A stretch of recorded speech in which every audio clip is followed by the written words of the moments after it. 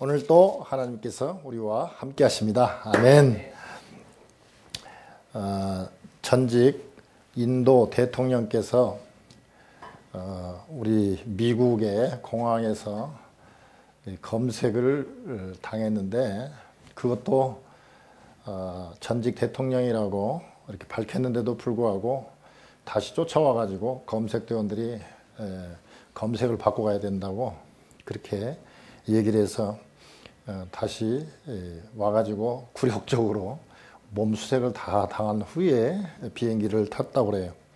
그래서 이 미국 측에다가 공식 서한을 보내가지고 전직 대통령이라고 밝혔는데도 불구하고 예교적인 그런 예의를 지키지 않은 미국에 대해서 항의를 했고, 미국에서는 좀 미안하게 됐다 하고 사과를 했다는 기사를 엊그제 제가 본 적이 있습니다. 우리가 생각할 때는 대통령 정도 지내고 다 남들이 알아줄 것으로 알고 그런 창피는 당하지 않을 걸로 생각하지만, 참 전직 대통령인데도 불구하고, 적어도 인도 대통령이면 인구수도 많은데 그런 대통령도 굴욕적인 창피를 당할 때가 많이 있습니다. 근데 그렇게 유명한 사람뿐만 아니라 우리들도 수많은 창피와 거절과 멸시를 당할 때가 많이 있습니다. 그 KFC 닭 요리 좋아하시는 분들은 KFC 좋아하죠. 거기 가면 하얀 양복에 나비 넥타이를 밴 할아버지 한 분, 백발의 할아버지 한 분이 계십니다. 그분이 원래 66세 때에 파산을 해가지고 전 재산이라고는 105불밖에 없었을 때입니다. 남들은 다 이제 그 나이 됐으니까 나라에서 주는 뭐 연금이나 좀 받아 쓰면서 살지 뭐 또 사업을 하겠다고 그러냐고. 그런데 조용한 여생을 보낼 생각을 하지 아니하고 결국 도전을 했습니다.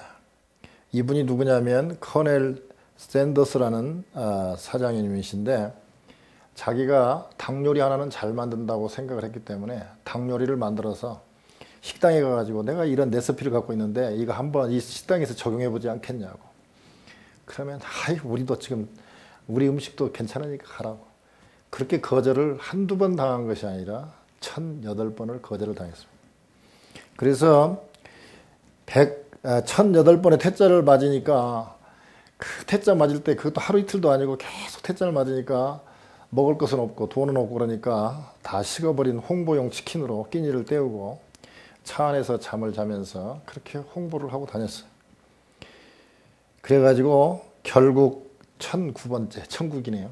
1009번째에 드디어 한 식당에서 당신 음식 괜찮을 것 같다고 한번 만들어보자 해가지고 이름을 날리기 시작하면서 체인점을 내기 시작한 것이 켄터키 프라이드 치킨, 유명한 식당으로 되었습니다. 근데 젊었을 때도 여러 번 실직과 파산을 했다고 그래요. 화재로 인해서 손실도 당하고요. 부모가 죽으면 산에 묻고 아들이 죽으면 가슴에 묻는다는데 아들이 먼저 세상을 떠나는 것도 보았습니다. 그러므로 우리는 이런 것을 볼 때에 내가 공부 좀 많이 하면 내가 창피당하지 않고 멸시당하지 않을 거라고 생각하는데 그렇지 않습니다.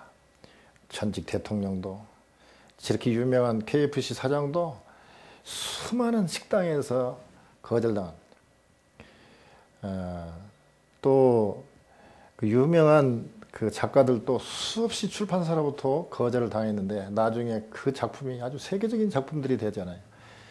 우리 생각에는 내가 내용이 좋고 뭐 글을 잘 쓰고 머리가 좋고 좋은 대학을 나오고 인물이 좋고 그러면 멸시당하거나 창피당하지 않을 거로 생각하지만, 살아가다 보면 우리는 늘 창피를 당하고 멸시를 당하고 무시당할 때가 한두 번이 아닙니다. 왜 그러냐? 음악을 잘하면, 미술을 하는 사람한테는 창피당할 수밖에 없어요.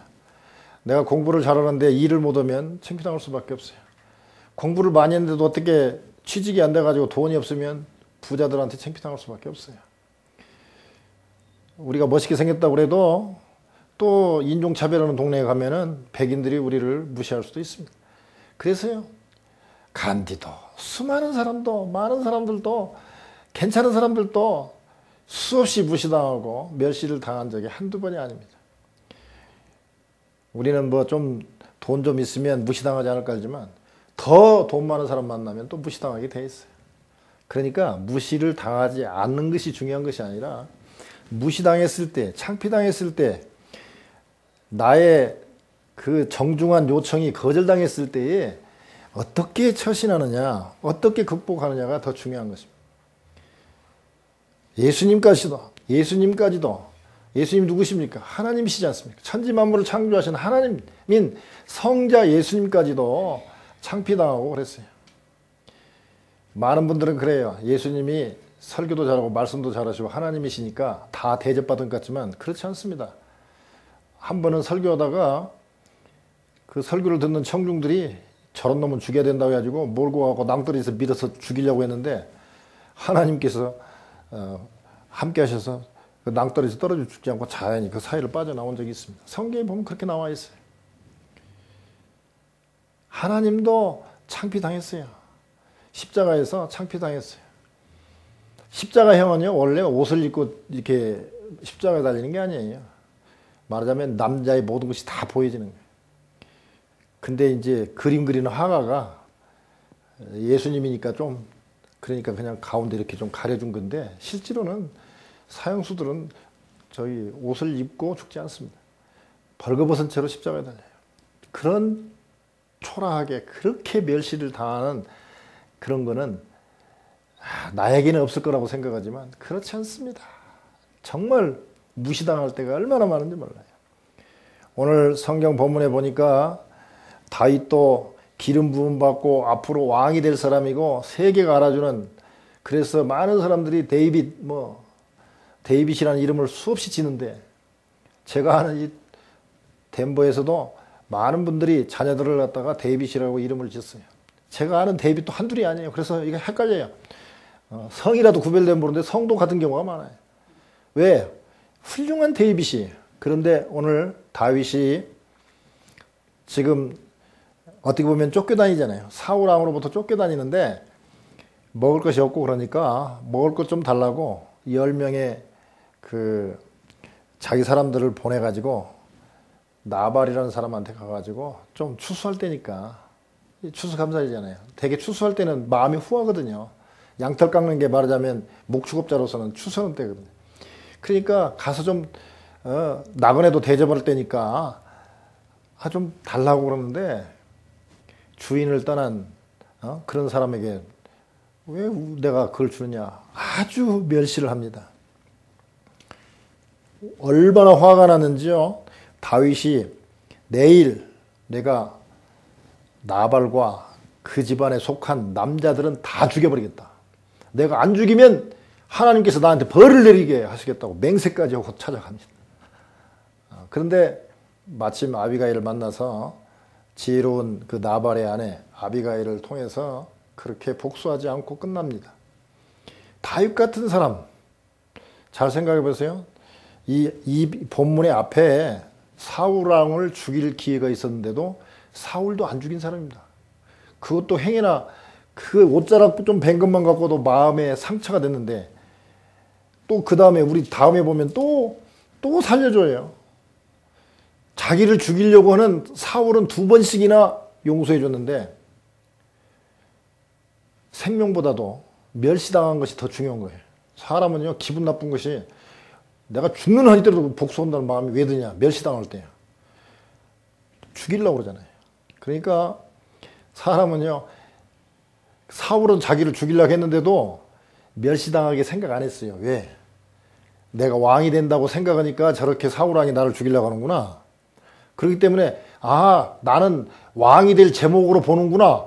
그러니까 안 죽였어요. 어떤 의미에서는. 기름 부음 받은 종이어서 안 죽인 것도 사실이지만 한편으로는 화가 나진 않았어요. 근데 나발한테 무시당한 거는, 아니 뭐 언제 지켜달라고 그랬나요? 나발이 지켜달라고 한 적 없습니다. 그런데도 자기가 지켜준 거 그거 가지고 지켜줬으니까 곡식 좀 달라. 근데 못 주겠다. 그러니까 그거에는 화가 나서 다 죽이려고 한단 말이죠. 우리는 멸시당한 적이 없습니까? 멸시당하고 난 다음에 다윗처럼 내가 그쪽 집안은 내가 가만둘 수 없다. 내가 아무리 예수를 믿고 하나님이 용서하라고 그랬지만 그놈만은 내가 용서할 수 없다. 그런 자식은 내가 가만둘 수 없다. 그리고 칼을 가는 사람, 칼을 간 적은 없습니까? 누구나 당하는 멸시, 창피, 거절을 어떻게 극복할 것인가. 오늘 제목이 무시당할 때 실속 차리기, 실제로 열매를 맺고 잘 되는 길이 없는가. 그런 제목을 가지고 우리가 한번 생각해 보자 합니다. 우리가 추수감사절 때 우리가 한 해를 돌이켜 봤을 때 또는 인생 전체를 돌이켜 봤을 때 무슨 열매를 맺었는가. 참 그런 멸시당하고 거절당하고 무시당했을 때 그런 것들을 어떻게 잘 극복하고 정말 열매를 실제로 이렇게 열매를 잘 맺었는가.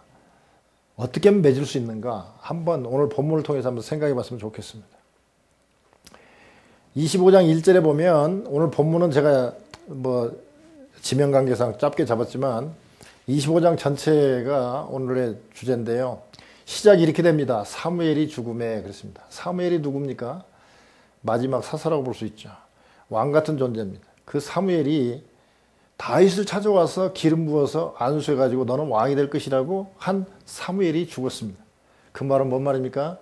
이제 나를 알아줄 사람이 없다. 내가 왕이 될 제목이라고 알아줄 사람이 없는 거예요. 그런데 그 사무엘이 죽었는데도 장례식에도 참석할 수 없어요. 왜? 사울왕 때문에. 참석하지 못하고 바란 광야로 쓸쓸하게 알아주는 이 없는 어떻게 보면 망명길 같은 길을 떠납니다. 바란 광야는 한참 남쪽이죠. 그 남쪽에 그쪽으로 그 목초지로 일종의 피신을 갑니다.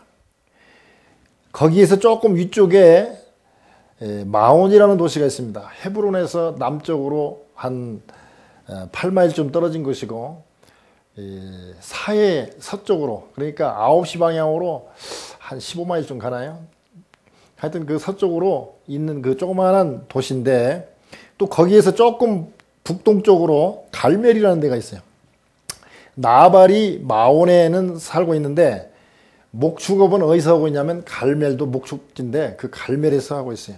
이 갈멜은 바로 그 사해에 9시 방향에 있는 그 산지면서 목초지입니다. 거기에서 양을 3,000마리를 키우고 염소를 1,000마리를 키우는 사람입니다. 근데 그 갈멜이라는 지역이 어떤 지역이냐면 저 북쪽에 있는 갈멜하고 다릅니다. 엘리사가 말하는 그 갈멜하고 다른데요. 같은 이름인데 지역이 다른 데입니다. 바로 사해 그 9시 방향 쪽에 있는 그런 곳에 있는데 사울이 아말렉하고 전투에서 이기고 난 다음에 자기가 이긴 것을 기념한 기념비를 세운 곳입니다. 그러니까 이 갈멜에서 양을 쳤다. 그 말은 뭔 말이냐면 사울의 기념비가 있는 곳에서 양을 쳤다. 갈멜 지역은 어떻겠습니까? 사울이 아말렉을 이기고 기념비를 세웠으니까 사울 지지자가 많은 곳입니다.